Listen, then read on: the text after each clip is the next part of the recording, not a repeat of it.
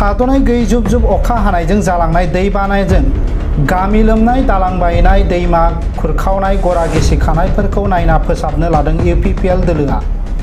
उदालगुरि जिल्लानि सिङाव थानाय बिटिसि खालिंदुवार समस्तिनि गामि सेनिपारा खैरोगुरि लेटपेटकाट हाहिनि बटाबारियाव खालिंदुवार समस्तिनि एमसिएल दिलीप कुमार बर'नि दैदेननायाव गामि फोसाबनाय, दालां बानायनाय, लामा फाहामनाय आरो देरसिन जेंना खुलसि दैमानि गरा गिसिखानाय, दै लोमसावनाय होबथानो औवानि बक्सिं होनाय नुनो मोननाय जादों। रायजो-राजाफोरा ओंखारनानै सेनिपारा गामिनि, खैरोगुरि गामिनि आरो जोंहा बे थाराइबारि कावलिभाङा गामिनि रायजो-राजाफोरा ओंखारनानै दिनै बेखौ बे खुलसिनि जिथुनिखि माने खुरखानाय बेखौ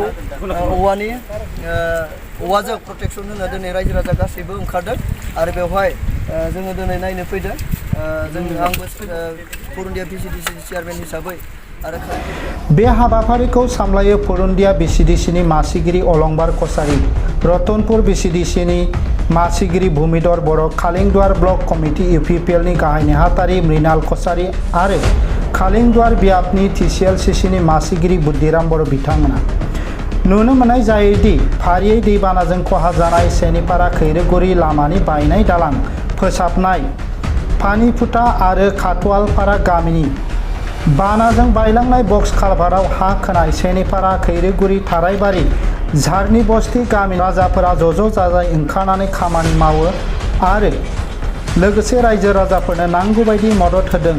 खालिंदुवार बियाबनि एमसिएल बिथां दिलीप कुमार बर'आ पुरुन्दिया रतनपुर भिसिडिसिनि टिसिएलसिसि चेयारमेन बिथांमोनाबो बे हाबाफारियाव मैखोमै बाहागो लायो।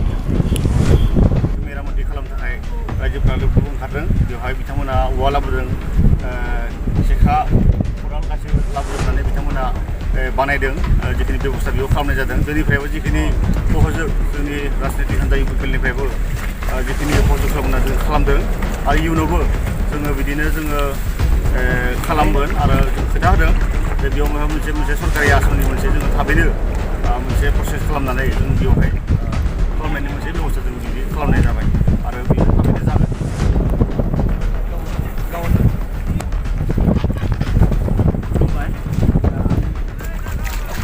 बे ओनसोलनिनो खैरोबारि गामिनि सासे आंबो बे समाव जोंनि सेनिपारा खैरोबारि मcla कावलिभाङा झारनि बस्तिनि रायजो-राजाफोरजों दान्दिसे सम बे खुलसि दै खुरखानाय आरो लोमफावनायाव जा होबथानाय बा प्रटेक्सन खामानि बेयाव आंबो बाहागो लाफाफैदों। थारैनो जों रायजोनिफ्राय बेखौनो बुंनो सानो जाबादिहै बिथांमोना सरकाराव गादियाव थानानै दा जोंखौ एसे हेफाजाब होफैदों औवा प्रटेक्सन होनायनि थाखाय। बेयाव रायजो-राजाफोरनो एसे सानसुनि आदार जानाय लोंनायनि बेबस्था खालामदों बिथांमोना। बेनि थाखाय साबायखर बिथांमोननिसिम। आरो जोंनो नांगौ मुवा जानाय जेरै थार बस्था बेफोरखौ होनायनि थाखाय